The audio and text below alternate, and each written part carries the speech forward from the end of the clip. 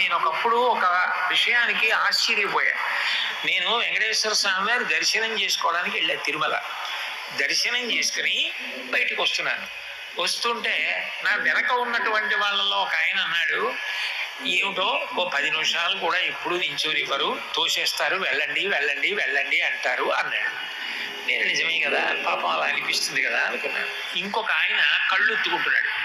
నేను అనుకున్నాను బహుశా బయటికి తోసేశారని, వెళ్ళిపోమన్నారని, తోసేయడం అంటే వెళ్ళిపోండి వెళ్ళిపోండి అన్నారని ఆయన కళ్ళెత్తుకుంటున్నాడు అని అనుకున్నాను. నేను ఆయన అన్న మాట నా జీవితంలో నేను ఇప్పటికి కాదు ఎప్పటికీ మర్చిపోను.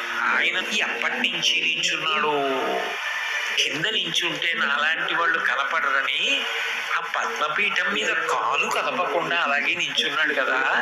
నించుని కాళ్ళు నొప్పెట్టవా స్వామి, ఒక్క 10 నిమిషాలు నీ కాళ్ళు పట్టి అనుగ్రహం ఇవ్వవయ్యా, ఎంత నిలబడ్డావయ్యా మా కోసం, నిలబడి మమ్మల్ని చూస్తూ అలా ఉండిపోయావా, మేము కనపడలేదు అంటామేమోనని మా కోసం ఆ పీఠం ఎక్కి అలా నించున్నావా, ఆ ఇరుకులో ఇంతమంది వచ్చి విడిచిపెట్టినటువంటి గాలి పీలుస్తూ నించున్నావా, నువ్వు సామాన్యమైన శిలా విగ్రహం కాదు కదా, నకృతం దైవ సంఘైశ్చ నకృతం విశ్వకర్మణ స్వేచ్ఛగా క్రీడతే తత్ర ఇచ్ఛారూపం విరాజిత.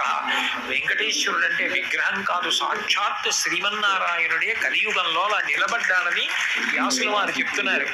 అటువంటి వాడివి స్వామి, మా కోసం ఎప్పటి నుంచి నించున్నావు, 5 నిమిషాలు నించోలేను, అరగంట నించోలేను, ఇలా నించున్నావా, నీ కాళ్ళు పట్టద్దా, నేను ఒక్కసారి అవకాశం ఇవ్వవా అని బాధ వచ్చేసిందే, ఏడుపు వచ్చేసింది అన్నాడు.